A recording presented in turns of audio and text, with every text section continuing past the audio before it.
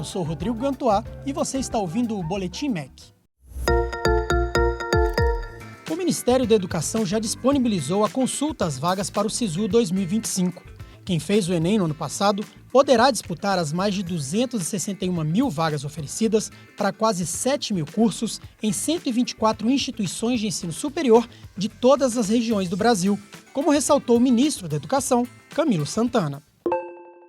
Mantivemos mais ou menos o mesmo número de oferta de vagas agora no SISU. Temos que estimular que o máximo possível de instituições que ofertam curso superior no Brasil utilizem a nota do Enem. Aliás, hoje, instituições internacionais estão utilizando a nota do Enem, em Portugal, nos Estados Unidos, na França. Então, é um mecanismo democrático importante. O Enem é a porta de entrada para o ensino superior de um jovem brasileiro. E, para mim, é uma das políticas mais importantes que foram criadas pelo governo federal de democratizar o acesso às universidades por parte dos jovens. A consulta poderá ser feita por estado, município, instituição de ensino, por curso e turno. Para os cursos de licenciatura presencial, são mais de 68 mil oportunidades. O ministro Camilo destacou que, para estimular a formação de mais professores, na edição deste ano, quem optar e for selecionado para um curso de licenciatura presencial poderá ser beneficiado pelo novo programa do MEC, o Pé de Meia Licenciaturas, que concederá auxílio financeiro ao estudante do início ao fim do curso. No Pé de Meia Licenciatura, que é o estímulo para atrair os alunos com nota acima de 650 no Enem, que agora já vai valer agora a partir do SISU, de sexta-feira, a gente tem um ranqueamento de todos os estados com o número de pessoas que estão aptos a concorrer a essas bolsas. O aluno que vai entrar no SISU sexta-feira, a partir de meia-noite vai estar aberto o sistema, de quinta para sexta, ele já vai poder lá na aba, se ele for escolher a licenciatura, vai estar lá. Esse curso vai te dar a oportunidade de ter uma bolsa do Pé de Meia Licenciatura, no valor tal, então ele vai ter as condições de fazer essa opção já nesse SISU desse ano. Para saber mais sobre o SISU 2025 e fazer a consulta de vagas ofertadas, acesse o nosso portal www.gov.br/MEC. Ministério da Educação, Brasil, União e Reconstrução. Governo Federal.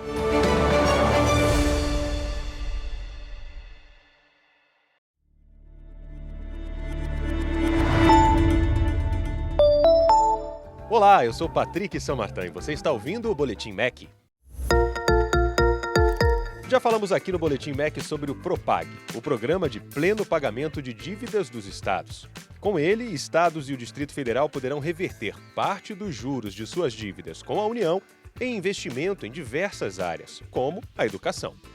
Nesta terça-feira, 14 de janeiro de 2025, o PROPAG foi oficialmente instituído e a meta do Ministério está estabelecida: melhorar a qualidade da oferta e ampliar vagas em cursos técnicos para jovens e adultos em todo o país.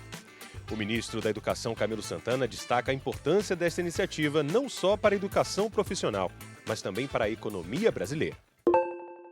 80% dos jovens no ensino médio brasileiro querem ensino técnico profissionalizante, integrado ao ensino médio. É importante que o aluno já saia com a profissão do ensino médio. Eu estou muito empolgado com essa ação, porque eu sei a importância que essa ação terá para os jovens brasileiros, para a educação brasileira e para a economia, garantir uma boa formação de qualificação de profissionais em todo o país.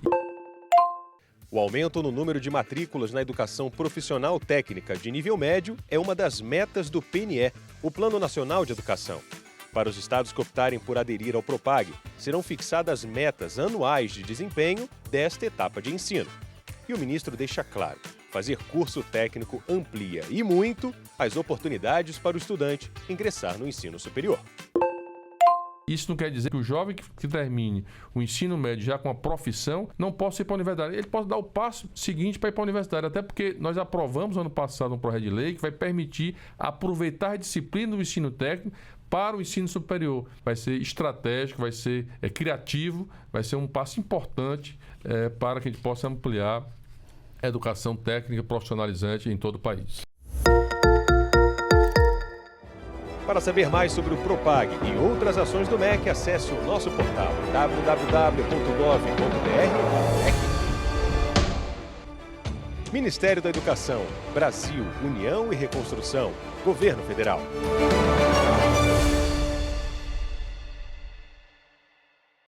A Polícia Rodoviária Federal, PRF, registrou em 2024 o maior índice de apreensão de drogas de sua história, com mais de 850 toneladas retiradas de circulação, uma alta de 21,29% em relação a 2023. As apreensões de maconha, que somaram 808 toneladas, foram destaque, seguidas por 859 mil unidades de anfetamina, maior número já registrado. Os estados do Paraná e Mato Grosso do Sul lideraram as ações, sendo responsáveis por mais de 530 toneladas de maconha apreendidas. Segundo o diretor-geral da PRF, Fernando Oliveira, os resultados são fruto de investimentos em tecnologia, capacitação policial e integração entre forças de segurança. O uso de inteligência artificial e análise de risco permitiu identificar e monitorar as principais rotas do tráfico, ampliando a eficácia das operações. A apreensão de anfetamina chamou a atenção, triplicando em relação a 2023. Goiás liderou o ranking impulsionado por uma operação conjunta com o Ministério Público em dezembro. A PRF reforça que a estratégia continuará priorizando tecnologia e parcerias, buscando ampliar o combate ao tráfico e garantir maior segurança nas rodovias brasileiras. Da agência Rádio Gov em Brasília, Claudimário Carvalho. Boa tarde, gente. Boa tarde. Pessoal, nos últimos dias, pessoas inescrupulosas distorceram e manipularam o ato normativo da Receita Federal, prejudicando muita gente no Brasil, milhões de pessoas, causando pânico, principalmente na população mais humilde, desacreditando injustamente um instrumento de pagamento muito importante no dia a dia das pessoas. Apesar de todo o nosso trabalho, com o apoio da imprensa, eu preciso agradecer muito a imprensa, que foi parceira da gente na tentativa de afastar essas mentiras. Infelizmente, essas pessoas sem escrúpulo nenhum de com vistas a um ganho político, prejudicar as pessoas mais humildes do país e, inclusive, abrir margem para crimes serem cometidos em cima dessa mentira. Infelizmente, esse dano é continuado. E, por conta dessa continuidade do dano, dessa manipulação desse ato da Receita, eu decidi revogar esse ato num primeiro momento, e essa revogação se dá por dois motivos. Um deles é tirar isso que virou, infelizmente e tristemente, uma arma na mão desses criminosos inescrupulosos. E a segunda razão é não prejudicar o debate e a tramitação do ato que vai ser agora anunciado pelos ministros. Eu queria mais uma vez agradecer à imprensa, acho que essa luta é de todos nós, de todas as pessoas de bem, das pessoas que defendem a verdade. Agradeço vocês e conto com vocês nos próximos rounds dessa luta aí que virá. Essa luta vai continuar. E queria dizer também que a Receita Federal, com apoio da AGU e da Polícia Federal, ela não aceitará o que aconteceu, que foi o uso do nome da Receita Federal, o uso dos símbolos da Receita Federal para dar golpes nas pessoas mais humildes desse país com base nas mentiras que foram divulgadas. Então a Receita Federal, com a Polícia Federal e a AGU, irá atrás de responsabilizar essas pessoas. Muito obrigado. Qual o impacto, secretário, dessa divulgação? Olha, o ato que o Barreirinhas acaba de anunciar é justamente para dar força à tramitação de uma medida provisória que o presidente está para assinar. Ela foi fechada, o texto dela foi fechado agora, tem uma tramitação na esplanada até chegar às mãos dele, mas que eu posso adiantar o conteúdo. Uma medida provisória que reforça os princípios tanto da não oneração, da gratuidade do uso do PIX, quanto de todas as cláusulas de sigilo bancário em torno do PIX, que foram dois objetos de exploração por parte dessas pessoas que estão, na nossa opinião, cometendo um crime, porque quando você desacredita um instrumento público, você está cometendo um crime. Tem pessoas que chegaram a receber boleto em casa para pagar com o logo da Receita Federal, que vão para uma conta que ninguém sabe o que é e prejudicando a economia popular. Então a medida provisória reforça esses dois princípios e praticamente equipara o pagamento em PIX ao pagamento em dinheiro. que isso significa? Que essas práticas que estão sendo utilizadas hoje, com base na fake news, de cobrar a mais por aquilo que é pago em PIX na comparação com em dinheiro, está vedado. Ou seja, o que você cobra em dinheiro, você vai poder cobrar em PIX. Você não vai poder cobrar a mais. Você pode até, por falta de conta bancária, não usar o PIX. O PIX não é obrigatório, a moeda é obrigatória. Quem quer que pague em dinheiro tem o direito de pagar em dinheiro a quantia que for. Em PIX, o PIX não é obrigatório, mas quem quer que utilize o PIX vai ter que usar o mesmo valor pago em dinheiro. Não pode ter nenhum acréscimo. E para isso, a medida provisória garante a não tributação da utilização dessa forma de pagamento e o sigilo na forma da legislação aplicável. O sigilo bancário é aplicável ao PIX como a qualquer outra forma de pagamento. Seja um cheque, seja um DOC, seja um TED, o que for, ele está protegido pelo sigilo e o PIX estará protegido pelo sigilo da mesma maneira. Aliás, como sempre foi. É só a ampliação, o reforço daquilo que já está na legislação, tornando mais claro que esses princípios estarão resguardados pela medida provisória. E para evitar qualquer tipo de má interpretação, ou judicialização, tentativa de distorcer, mais uma vez, o intuito da Receita Federal, que a Receita Federal está tomando a medida que o Barreirinha já anunciou. Em seguida, o ministro Jorge Messias vai explicar a questão de como nós vamos chegar aos responsáveis pela disseminação da fake news. Porque tudo isso tem um único objetivo: salvaguardar a economia popular, salvaguardar as finanças das pessoas mais pobres, do pequeno comerciante, da dona de casa que vai fazer suas compras, não ter a sua relação afetada por esse grupo inescrupuloso que tomou as redes e equiparar o pagamento em PIX ao pagamento em dinheiro, com todas as salvaguardas garantidas de sigilo e gratuidade. Só uma questão, revogar esse ato não é reconhecer a derrota para as fake news? Ao contrário, é impedir que este ato seja uma justificativa para não votar na MP. Porque nós estamos lançando uma medida provisória. E nós queremos que essa medida provisória seja discutida com sobriedade pelo Congresso Nacional. Nós não queremos contaminação de fake news para discutir o que está na lei. Quer discutir o texto de lei? Vamos discutir o texto de lei. Mas inventar pretexto para querer, mais uma vez, manipular a opinião pública e deixar, enquanto tramita a medida provisória, uma dúvida no ar, nós não queremos nada disso. O estrago causado está feito por esses inescrupulosos, inclusive senador da República e deputado federal, agindo contra o Estado brasileiro. Agindo contra o Estado.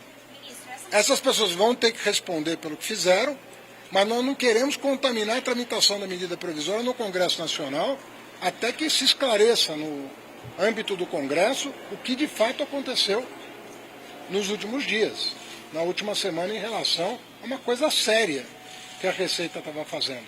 Inclusive porque quem pode garantir que crimes cibernéticos não sejam cometidos no Brasil é, entre outros órgãos, a Receita Federal. Como é que você vai combater crimes cibernéticos se você não tiver as informações para combatê-los? Esses golpes cibernéticos que acontecem a todo instante no Brasil, que usam de expedientes, nós precisamos de informação para combater. Então, nós queremos que a medida provisória tramite com toda a tranquilidade, que os parlamentares leiam o texto e aprovem o texto, aperfeiçoem o texto, mas na forma de dar garantia para o consumidor, para o trabalhador, de que não houve nenhuma mudança, e aí, no âmbito desse debate, nós vamos poder avançar no combate aos crimes, inclusive aos crimes cibernéticos. Bom, pessoal, o informe complementar é importante. Primeiro, a MP blinda o PIX de toda mentira que diversos atores nas redes sociais produziram com um único objetivo: causar desassossego e desordem no ambiente digital e que isso, infelizmente, como disse o secretário Barreirinhas, levou a diversas pessoas de boa fé a caírem em golpes. Golpes que foram incentivados a partir deste discurso, dessa narrativa que, infelizmente, foi reproduzido por diversos políticos brasileiros. Então, a determinação do presidente é que a medida provisória blinde o PIX de toda a mentira que foi criada ao longo dos últimos dias. Em razão desses crimes que foram cometidos, golpes, pessoas de boa fé caíram em golpes estimulados pela mentira produzida por esses políticos, por essas pessoas, por esses criminosos. Nós determinamos que a Advocacia Geral da União, ainda hoje, notifique a Polícia Federal para abertura de inquérito policial, para identificar todos os atores nas redes sociais que geraram essa desordem informacional, que criaram essa narrativa e fizeram com que pessoas de boa fé, comerciantes, cidadãos em geral, caíssem nos golpes contra a economia popular. Então, nós identificamos crimes contra a economia popular e é por isso que nós estamos pedindo à Polícia Federal que abra um inquérito para investigar todos os crimes contra a economia popular e também crimes utilizando os símbolos, a logomarca do governo federal, do Ministério da Fazenda e da Secretaria da Receita Federal. Da mesma maneira, nós identificamos práticas abusivas nas relações de consumo. Portanto, nós estamos também notificando a Secretaria Nacional de Defesa do Consumidor para que abra um inquérito no âmbito da Secretaria Nacional de Defesa do Consumidor e esse inquérito investigue todos os crimes também relacionados às relações de consumo e atue em articulação com os PROCONs dos estados uma campanha de informação relacionada ao uso do PIX e de promoção das informações corretas para a população, para que a população fique protegida e não venha cair mais em novos golpes com o uso do PIX. Eu acho que são essas as informações que o governo gostaria de passar. Talvez aí o Laércio conduza agora as entrevistas específicas. Só um minutinho, quando você está na frente. Eu queria tirar duas dúvidas. A primeira, a medida provisória vai trazer de volta o texto que estava no decreto? Ou seja, Não. A medida provisória trata de pôr fim à mentira. Não vai rever o texto? Ele põe fim à mentira, reforçando aquilo que o ministro Jorge Messias falou, né? Equiparando o pagamento em PIX ao pagamento em dinheiro, ou seja, você não pode cobrar mais, porque a pessoa está pagando em PIX, porque PIX é dinheiro.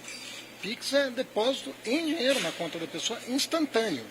Então não há que se falar em cartão de crédito, não é crédito, não é DOC que cai no dia seguinte, não é nada disso, é dinheiro na conta da pessoa. Então, equipara. Segundo, reforça dois princípios, né?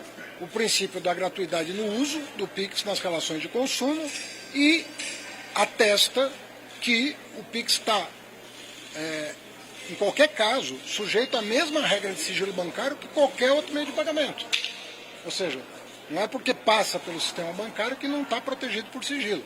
Está protegido por sigilo igual, que era outra grande dúvida que foi levantada ao longo desse processo de desinformação.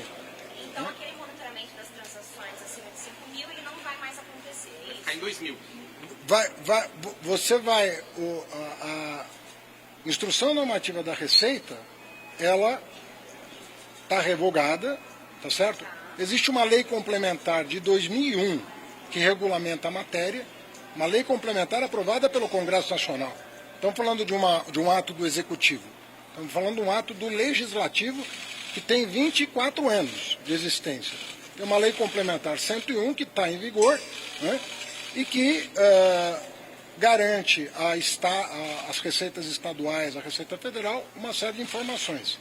Mas esta instrução normativa que foi objeto de polêmica, para não dar força aos mentirosos que podem fazer conturbar a aprovação da medida provisória, essa instrução normativa sai de cena para que os deputados se debrucem sobre o que é relevante, que é a proteção do sigilo e da gratuidade do uso do PIX.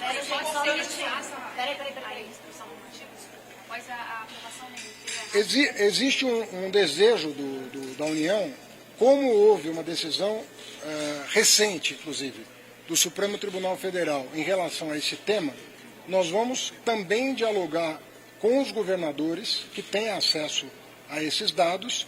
Vocês já, inclusive foi matéria publicada hoje pelo portal G1, se eu não estou enganado, dando conta de uma série de informações que são prestadas às receitas estaduais.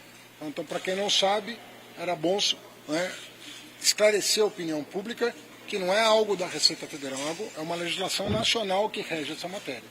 E nós vamos dialogar com os governadores para ter um regramento que atenda ao país, e não a esse ou aquele governo. Nós precisamos entender que há coisas que são de interesse do Estado brasileiro, independentemente de partido político. São de interesse do Estado brasileiro. Por exemplo, o combate aos crimes cibernéticos. São de interesse do Estado brasileiro. Como nós vamos fazer para combater os crimes cibernéticos? Os golpes de WhatsApp, que são dados em escala monumental no Brasil, que é recordista em golpe cibernético. Nós vamos dialogar com as autoridades estaduais para chegar a um consenso. De novo, política de Estado. Não é o governo A, B ou C. Essa legislação tem 24 anos de existência. Não podemos colocar a perder os instrumentos que o Estado tem de combater o crime. As rachadinhas, né, do senador Flávio, elas foram combatidas, as rachadinhas, porque a autoridade identificou uma movimentação absurda nas contas do Flávio Bolsonaro. Agora o Flávio Bolsonaro está reclamando da Receita? Ele não pode reclamar da Receita, ele foi pego pela Receita. Então não adianta esse pessoal que comprou mais de 100 imóveis com dinheiro de rachadinha, não pode ficar indignada com o trabalho sério que a Receita está fazendo. Então o Flávio Bolsonaro, ao invés de criticar o governo, deveria se explicar como é que ele, sem nunca ter trabalhado, angariou um patrimônio espetacular. Quem combateu esse tipo de crime foi a Receita Federal, com esses instrumentos. Então nós precisamos de instrumentos para combater o crime organizado. Então nós vamos dialogar para chegar a um denominador comum. Queremos combater o crime organizado? Queremos combater o tráfico? Queremos combater os crimes cibernéticos? Nós precisamos de informação. Quais são as informações relevantes para combater o crime?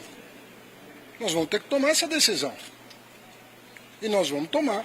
Agora, precisa ser um projeto de Estado. Não adianta ficar acusando o governo A, B ou C. Tem que ter responsabilidade com aquilo que é a moralidade pública. Sobre a revogação da Receita Federal, são duas coisas importantes. Não só o limite de 2 mil, mas as operações, as transações via Pix, elas não eram levadas em conta. Passaram a ser esse ano. Elas não vão as operações via Pix, as operações não é verdade. Digital. Como é que vai ser isso? Não é verdade. Não. Desde 2001 tem um regramento sobre isso. Não, mas em relação ao PicPay, essas instituições de pagamento... Elas já fornecem as informações. O que aconteceu é que elas forneciam voluntariamente. E eles pediram para estar dentro do guarda-chuva institucional da Receita Federal. Foi um acordo, inclusive, com eles. Mas eles fornecem as informações. E vão continuar fornecendo. Eles não têm porquê. Eles não têm por que ser instrumento do crime organizado. Eles não querem ser um canal para golpes cibernéticos. Então quem é sério não precisa de instrução, fornece para colaborar com a autoridade pública no combate ao crime. Agora, nós temos que ser sérios. Se nós queremos combater o crime, nós precisamos de informação. Não há outra forma. No mundo inteiro, em qualquer lugar do mundo, se combate o crime com inteligência. Não há outra forma de combater o crime a não ser pela inteligência. Não, mas é porque a Receita trouxe a novidade de que passaria a ser levado em conta essas operações que elas não eram obrigatórias. Por isso que não. A única coisa que tinha mudado era o limite. Não, são duas coisas. O limite e algumas instituições não bancárias que estavam fora. Mas essas instituições não bancárias que estavam fora prestam informações para a Receita. O que você tinha colocado é colocado dentro do mesmo guarda-chuva institucional. mas elas vão continuar prestando as informações para a Receita. Que as fintechs, então, apoiam essa medida do governo. Mas foi feito em colaboração com eles. Nenhuma empresa séria quer servir de instrumento para o crime organizado. Todo mundo que sofre um crime cibernético, imagina que está depositando o dinheiro onde? Numa conta corrente. Quem é que sofre um crime cibernético? Quem aqui não conhece alguém que viveu um crime cibernético, que passou por um constrangimento, que depositou 5, 10, 20, 30 mil reais na conta de um sujeito que se passava pela filha, pela mãe e assim por diante? Como é que você vai combater esse crime sem informação? Ministro, só para a gente deixar claro, então, as transações acima de R$ 2.000, elas serão... Vale o que valia no tempo de 20 anos para cá. São acima de R$ 2.000. O que valia de 20 anos para cá continua valendo. A instrução normativa está sendo revogada em função do fato de que ela não pode ser usada de pretexto para impedir a boa tramitação da medida provisória. Nós não queremos que a oposição continue levando desinformação para a população e coloque objeções a uma lei que vai fortalecer uma instituição que é o nosso Banco Central. Tá bem? Além da equiparação, tem que ser ao dinheiro. Vão ter regramentos também para trazer essa segurança para a Receita do governo de poder... Isso já tem. Já há uma série de normas que regem a matéria, desde 2001. Passou todos esses governos, Fernando Henrique, Lula, Dilma, Temer, Bolsonaro, todos os governos têm regras que regem essa matéria. Nós estamos tirando da mão do bandido um instrumento que ele estava usando para impedir o esclarecimento da população. É isso que nós estamos fazendo. Tá bom?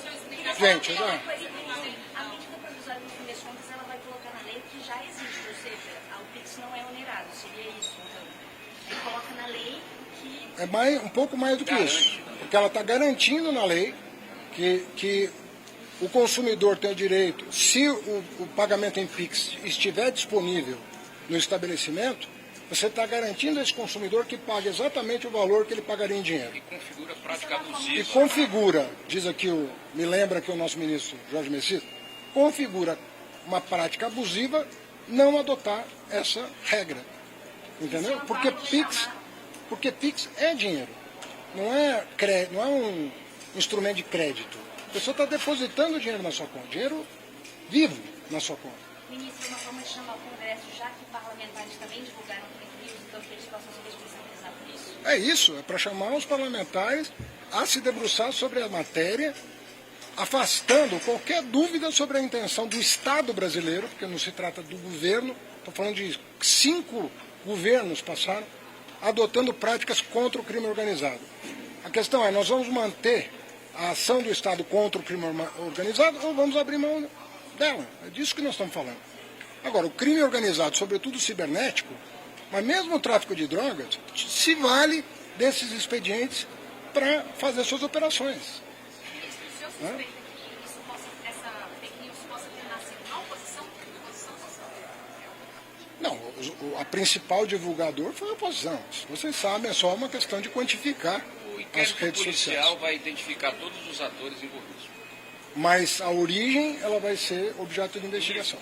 Mas o impulsionamento, sem dúvida O nenhuma. Central, ele notificou que houve uma queda nas movimentações de PIX. Isso já foi revisto.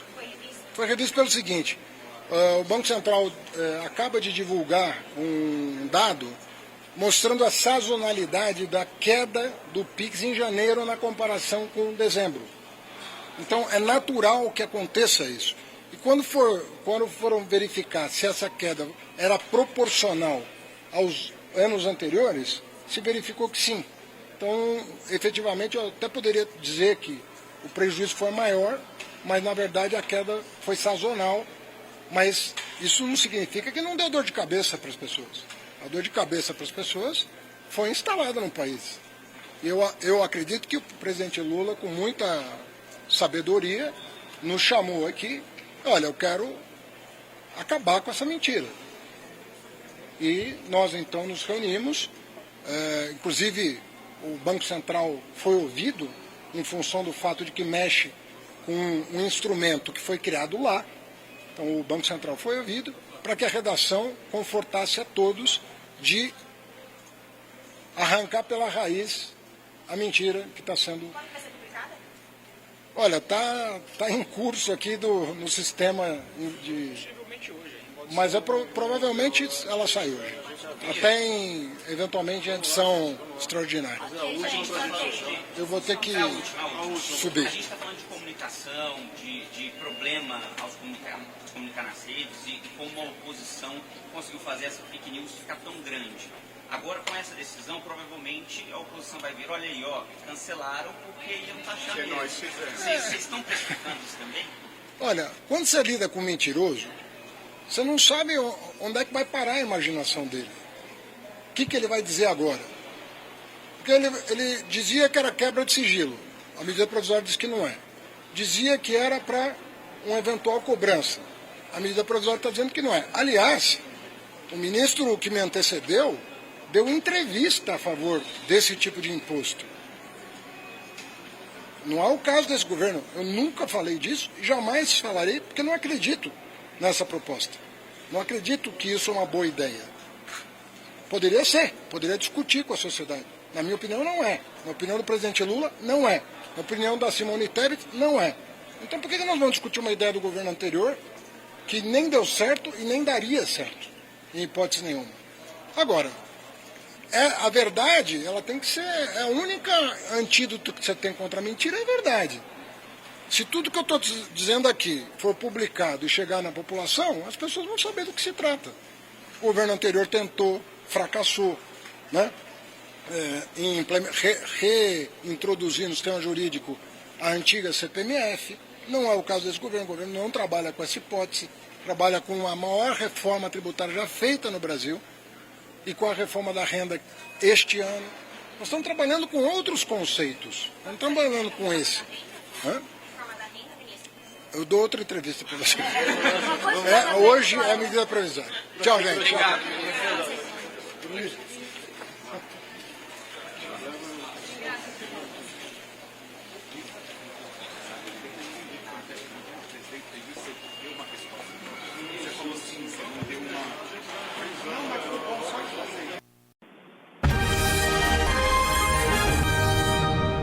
Ministra, na sexta-feira a senhora vai assinar um acordo de cooperação técnica de ações de combate ao racismo com a Associação Brasileira de Mobilidade e Tecnologia. Como é que vai ser essa parceria? Sim, em primeiro lugar, uma honra estar aqui com você, né? Acho que é muito importante a gente falar da quantidade de casos que tem em torno, né, específico dessa categoria, né? Quando a gente pensa em motoristas e entregadores de aplicativo, principalmente, são casos que a gente acompanha desde o início e tem muitos casos que chegaram não só à ouvidoria do Ministério, mas também em outros, né? Então, esse acordo, né, a gente vai utilizar ali nossas ferramentas de comunicação dos aplicativos para que eles possam promover campanhas de conscientização e combate ao racismo, né? Muito com o foco ali da gente conseguir alcançar alguns milhões de usuários, né, que fazem parte desses aplicativos, e a gente sabe que a importância de uma comunicação robusta, que conecte também, né, com outros lançamentos nossos, com outros programas, né, visto que o Instituto Locomotiva mostrou que 62% dos brasileiros já sofreram racismo em algum transporte público, é primordial.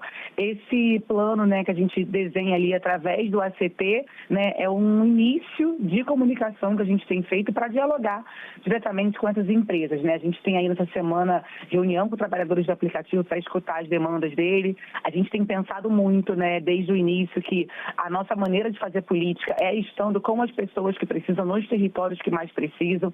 Então, as nossas ações, elas passam por isso, né?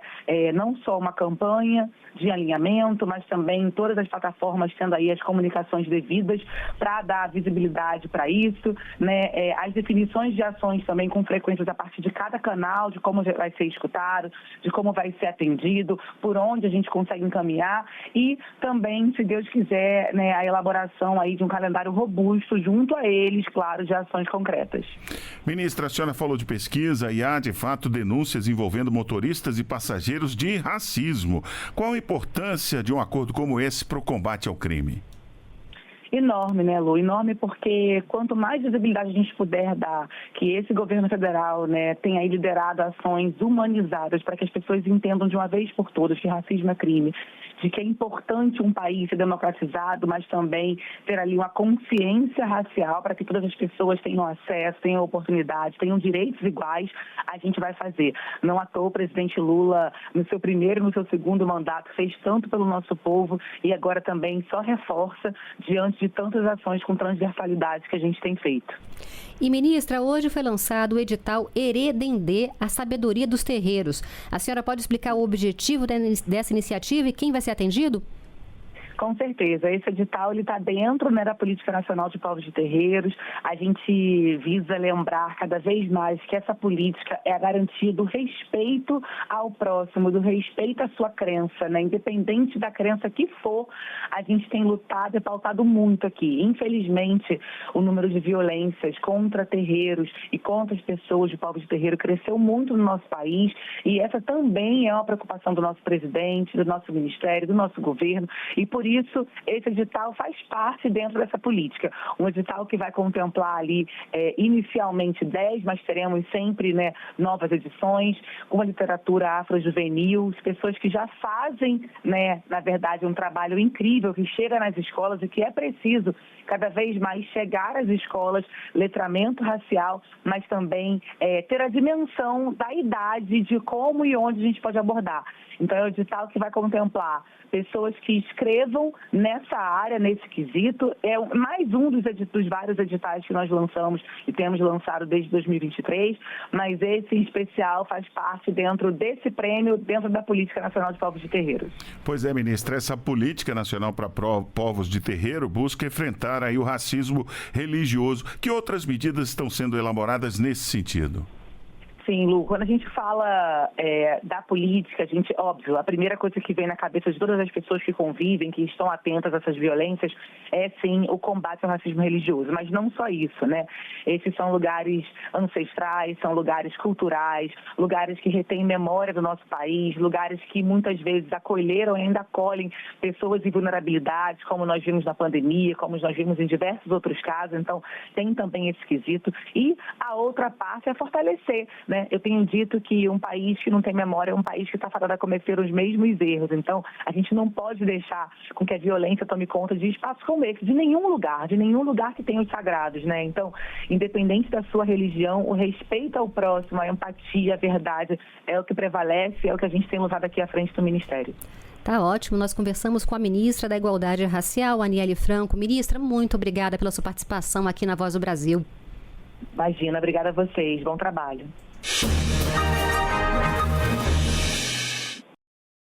Após a divulgação de notícias falsas e a ação de golpistas, o governo federal decidiu revogar a instrução normativa da Receita Federal que alterava as regras de monitoramento das movimentações financeiras, incluindo o Pix. O anúncio foi feito após reunião com o presidente Lula no Palácio do Planalto, nesta quarta-feira. Segundo o secretário da Receita Federal, Robson Barreirinhas, o objetivo é proteger a população brasileira da desinformação. Nos últimos dias, pessoas inescrupulosas distorceram e manipularam o ato normativo da Receita Federal, prejudicando muita gente no Brasil, milhões de pessoas, causando pânico, principalmente na população mais humilde, desacreditando injustamente um instrumento de pagamento muito importante no dia a dia das pessoas. E, inclusive, abrir margem para crimes serem cometidos em cima dessa mentira. E, infelizmente, esse dano é continuado. O Pix é o meio de pagamento criado pelo Banco Central em que os recursos são transferidos entre contas em poucos segundos a qualquer hora ou dia. E para garantir o sigilo bancário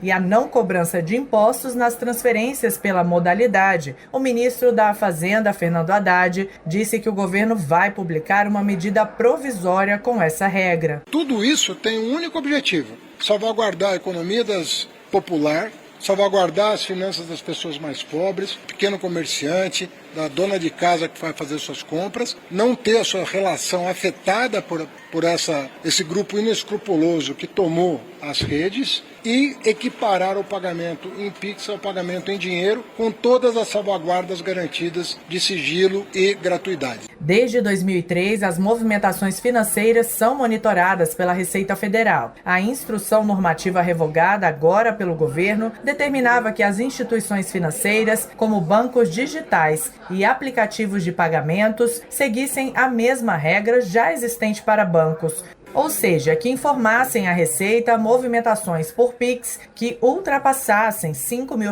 para pessoas físicas e R$15 mil para empresas no mês. Mas a informação, segundo o governo, foi distorcida nas redes sociais e o caso foi além das notícias falsas. Os golpistas se aproveitaram da confusão para tentar tirar dinheiro de quem utiliza o Pix. O advogado-geral da União, Jorge Messias, afirmou que a AGU vai acionar a Polícia Federal para investigar os criminosos. Nós determinamos que a Advocacia Geral da União, ainda hoje, notifique a Polícia Federal para abertura de inquérito policial para identificar todos os atores nas redes sociais que geraram essa desordem informacional, que criaram essa narrativa e fizeram com que pessoas de boa fé, comerciantes, cidadãos em geral, caíssem nos golpes contra a economia popular. Segundo o governo, a expectativa agora é reforçar os princípios já existentes em relação ao Pix, além de esclarecer todos os pontos que foram distorcidos por disseminadores de fake news nos últimos dias. Reportagem Gabriela Noronha. Ao longo do ano passado, mais de 220 mil policiais militares, civis, bombeiros militares e peritos criminais foram capacitados nos treinamentos presenciais e à distância promovidos pelo Ministério da Justiça e Segurança Pública. Foram cursos em quase 100 áreas: análise criminal, polícia antirracista, defesa do Estado democrático de direito e atendimento a crianças e adolescentes vítimas ou testemunhas de violência são exemplos. Os cursos são realizados em parceria com os estados e municípios para assegurar que estejam adequados às realidades, como explica Michele dos Ramos, diretora de Ensino e Pesquisa da Secretaria Nacional de Segurança Pública do Ministério da Justiça e Segurança Pública. Uma política de segurança pública que seja, de fato, efetiva. A formação desses profissionais que estão ali no dia a dia, na linha de frente da execução dessas políticas. Um dos cursos mais procurados foi o de atendimento à mulher em situação de violência. E segundo Michele dos Ramos, esse é um dos temas mais desafiadores da segurança pública no país. A gente contribui também para fortalecer a rede de proteção que é tão fundamental para o enfrentamento da violência contra mulheres e meninas. Outro programa direcionado para o fortalecimento e a valorização dos profissionais de segurança pública foi o Escuta SUSP, a iniciativa voltada para o atendimento psicológico dos agentes foi desenvolvida em parceria com a Universidade Federal de Minas Gerais, a UFMG, e alcançou 4.000 atendimentos até dezembro. O atendimento é feito por meio de uma plataforma online com 42 terapeutas treinados para lidar com as particularidades da rotina policial. Reportagem Luciana Colares de Holanda. Os efeitos da mudança climática podem ser sentidos no nosso dia a dia e nas manchetes das mídias mundiais. Os desastres naturais cresceram em todo o planeta. São tsunamis, incêndios florestais, enchentes, estiagens, desabamentos de terras. Aqui no Brasil, somente no ano passado aconteceram 1.690 desastres naturais, o terceiro maior registro do Centro Nacional de Monitoramento e Alertas de Desastres Naturais. O CEMADEM emitiu um total de 3.620 notificações de perigo iminente. O número é o maior desde 2011, quando o Serviço de Monitoramentos foi criado. O especialista em desastres naturais do CEMADEM, Rafael Luiz, fala sobre a nova realidade climática e as consequências para as populações. O que torna esses alertas tão valiosos é o fato de apresentarem um panorama abrangente dos riscos que os municípios estão enfrentando. Eles descrevem cenários de risco como inundações, enxurradas, alagamentos e deslizamentos, explicando os processos que podem ocorrer dependendo das condições locais, e com isso os gestores conseguem entender melhor a situação e guiar as ações de proteção, sobretudo nas áreas mais críticas do município. O ano de 2025 mal começou e o governo federal já intensifica a mobilização da Defesa Civil Nacional no apoio às cidades atingidas pelas chuvas. De acordo com o CEMADEM, as enchentes e enxurradas ocorrem geralmente em periferias de grandes centros, como São Paulo, Belo Horizonte, Rio de Janeiro e Salvador. Minas Gerais, por exemplo, está com 59 cidades debaixo d'água. As chuvas que caem desde dezembro deixaram 1.400 pessoas desalojadas e 300 desabrigadas. Os estragos poderiam ser maiores se não fosse o trabalho realizado pela Defesa Civil do Estado em parceria com os alertas do CEMADEM. É o que afirma o coordenador estadual de Defesa Civil de Minas Gerais, o tenente Anderson Marcelino. Ter essas informações para possibilitar a emissão dos alertas é fundamental para que a gente consiga não só emitir o alerta, mas avisar o poder público municipal para tomar providências de forma a facilitar e garantir a evacuação das pessoas. O CEMADEM monitora ininterruptamente risco de desastres, considerando mapeamentos de áreas de risco geohidrológicos e as chuvas registradas em cada município. O trabalho é focado nos riscos de deslizamentos, inundações, enxurradas e enchentes. Atualmente, o órgão monitora 1.133 municípios brasileiros, o que corresponde a 20% das cidades brasileiras e cerca de 60% da população do país. Reportagem Cleide Lopes. Por que a escola de tempo integral, Marcos? Eu queria aqui destacar isso. A escola de tempo integral ele vai além das disciplinas normais do aluno, curriculares. Ele olha o projeto de vida do aluno. Essa é uma experiência de vários países do mundo, onde o aluno passa o dia na escola, faz as refeições na escola, faz atividades esportivas, faz atividades culturais, faz aperfeiçoamento nas disciplinas, cursos técnicos, né? Porque você tem que ter a escola também do ensino médio técnico de tempo integral. Então, assim, é a grande experiência que eu acho de sucesso. É a escola que tem a menor evasão, é a escola que tem os melhores resultados no IDEB. Então, para mim, esse é o grande modelo que o país precisa avançar na escola em todos os níveis. E, além disso, Marcos, é uma grande ação para proteção na área da segurança pública. Imagine, talvez a maior política de segurança pública no Brasil, que enfrenta tantos problemas desafiadores nessa área, é universalizar, é garantir que todas as nossas crianças e jovens permaneçam o dia inteiro na escola, como é na França, como é nos Estados Unidos, como é em vários países do mundo inteiro. Então eu acredito que essa é uma grande política que o presidente Lula está apoiando, estados e municípios. A Polícia Rodoviária Federal, PRF, registrou em 2024 o maior índice de apreensão de drogas de sua história, com mais de 850 toneladas retiradas de circulação, uma alta de 21,29% em relação a 2023. As apreensões de maconha, que somaram 808 toneladas, foram destaque, seguidas por 859 mil unidades de anfetamina, maior número já registrado. Os estados do Paraná e Mato Grosso do Sul lideraram as ações, sendo responsáveis por mais de 530 toneladas de maconha apreendidas. Segundo o diretor-geral da PRF, Fernando Oliveira, os resultados são fruto de investimentos em tecnologia, capacitação policial e integração entre forças de segurança. O uso de inteligência artificial e análise de risco permitiu identificar e monitorar as principais rotas do tráfico, ampliando a eficácia das operações. A apreensão de anfetamina chamou a atenção, triplicando em relação a 2023. Goiás liderou o ranking impulsionado por uma operação conjunta com o Ministério Público em dezembro. A PRF reforça que a estratégia continuará priorizando tecnologia e parcerias, buscando ampliar o combate ao tráfico e garantir maior segurança nas rodovias brasileiras. Da agência Rádio Gov em Brasília, Claudimário Carvalho.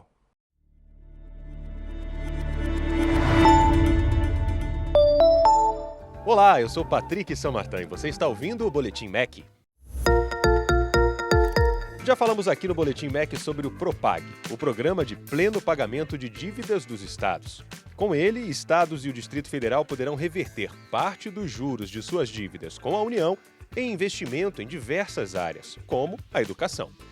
Nesta terça-feira, 14 de janeiro de 2025, o PROPAG foi oficialmente instituído e a meta do Ministério está estabelecida: melhorar a qualidade da oferta e ampliar vagas em cursos técnicos para jovens e adultos em todo o país.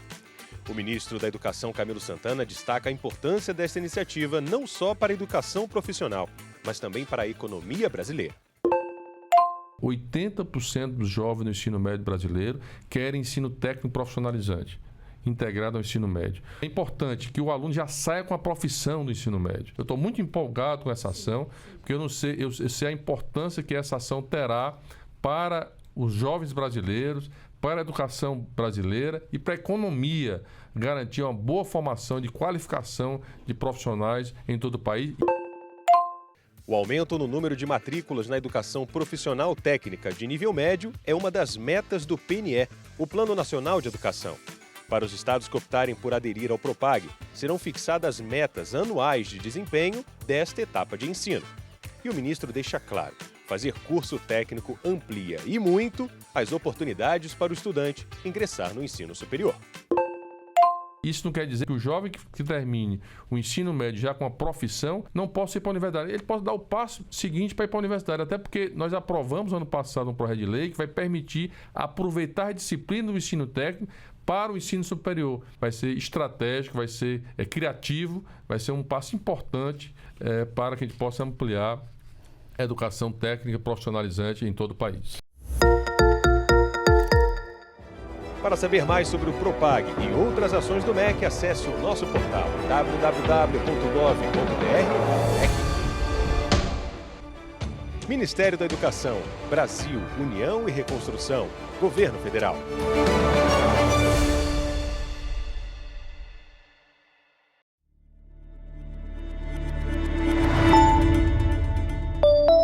Olá, eu sou Rodrigo Gantuá e você está ouvindo o Boletim MEC. O Ministério da Educação já disponibilizou a consulta às vagas para o SISU 2025. Quem fez o Enem no ano passado poderá disputar as mais de 261 mil vagas oferecidas para quase 7 mil cursos em 124 instituições de ensino superior de todas as regiões do Brasil, como ressaltou o ministro da Educação, Camilo Santana.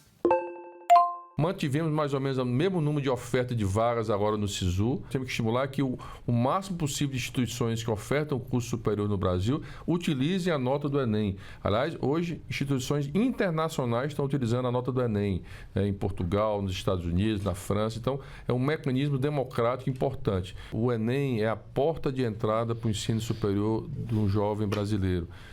E, para mim, é uma das políticas mais importantes que foram criadas pelo governo federal de democratizar o acesso às universidades por parte dos jovens.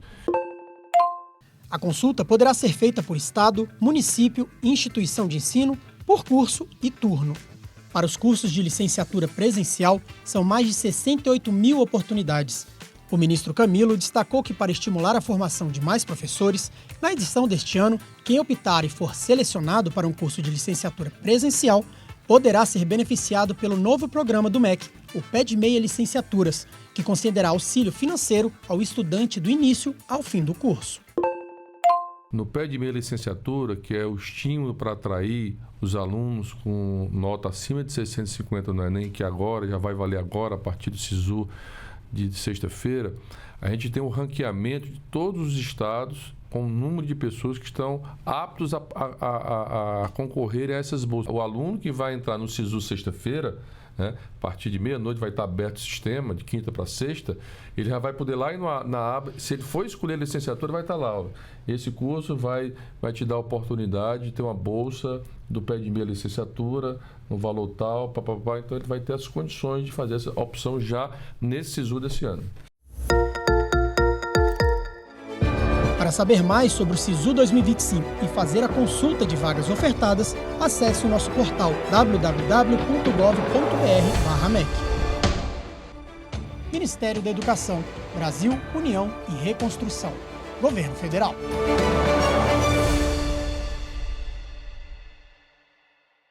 O programa Bolsa Família tem impacto positivo na nutrição de crianças de 0 a 6 anos. As crianças nesta faixa etária que são assistidas pelo programa apresentaram avanços importantes em diferentes indicadores, como, por exemplo, no Índice de Massa Corporal, o IMC. Entre os anos de 2019 e 2023, houve redução nos casos de magreza acentuada de 4,9% para 3,76%. A prevalência de sobrepeso diminuiu de 8,17% para 6,51%. E a obesidade infantil caiu de 7,9% para 5,4% neste mesmo período.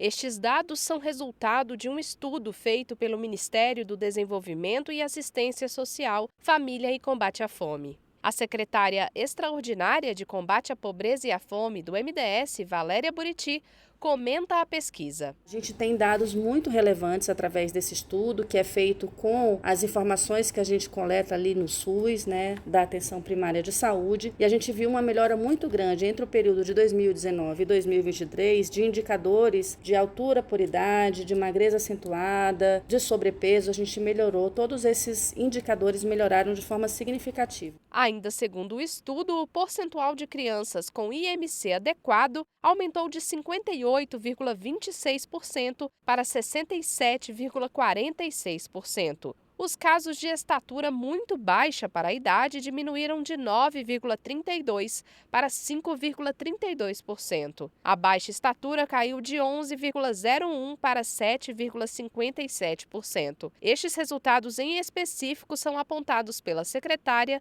como um dos destaques da pesquisa. Uma das análises que foi feita que mostra que do total de crianças ali em 2022 que tinham uma baixa estatura para a sua idade ou uma estatura muito baixa para a sua idade, em 2023 já são 65,14% desse grupo que consegue alcançar aí uma altura adequada. E isso mostra também a importância do novo benefício, o benefício da primeira infância do programa Bolsa Família, que gerou aí um aumento de um valor médio do benefício em cerca de 30% para famílias que têm crianças de 0 a 6 anos. A pesquisa do MDS analisou dados de 285 mil crianças acompanhadas pelo Sistema de Vigilância Alimentar e Nutricional. Valéria Buriti cita outro ponto positivo da pesquisa. Esse estudo revela também a importância da integração entre o SUAS, que tem o programa Bolsa Família, o SUS, que faz um acompanhamento das condicionalidades aí do Bolsa Família em relação à saúde, e o CISAM, que consegue aí acompanhar a situação nutricional e a situação de segurança alimentar no país e também fazer uma relação entre qual é a importância de programas como o programa Bolsa Família para que a gente consiga, de fato, garantir o direito humano à alimentação dessas crianças. A pesquisa completa está disponível no site www.gov.br/MDS. Reportagem Érica Braz.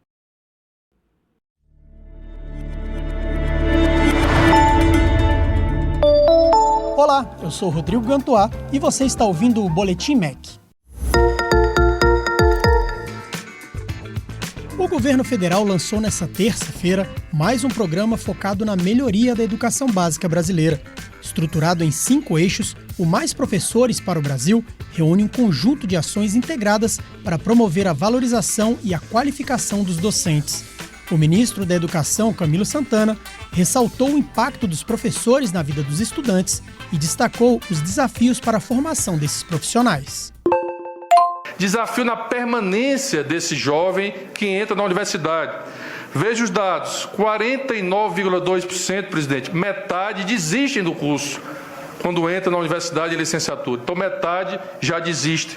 Né? E nas áreas de exatas, por exemplo, como física, matemática e química, a evasão chega a 62% a 70%, como no caso de física. Apenas 3% dos estudantes de 15 anos, isso foi um dado do PISA, querem ser professores. É muito baixo esse percentual. Um dos destaques do programa é o Pé de Meia Licenciaturas, que vai pagar uma bolsa de R$ 1.050 mensais para incentivar o ingresso, a permanência e a conclusão nas licenciaturas de estudantes com alto desempenho no Enem. As inscrições são feitas por meio do SISU a partir desta sexta-feira e também pelo ProUni e FIES. Já a Bolsa Mais Professores vai incentivar a atuação dos profissionais em regiões com carência docente, a exemplo do Mais Médicos. Nesse caso, o professor receberá uma bolsa mensal no valor de R$ 2.100, além do salário pago pela rede de ensino.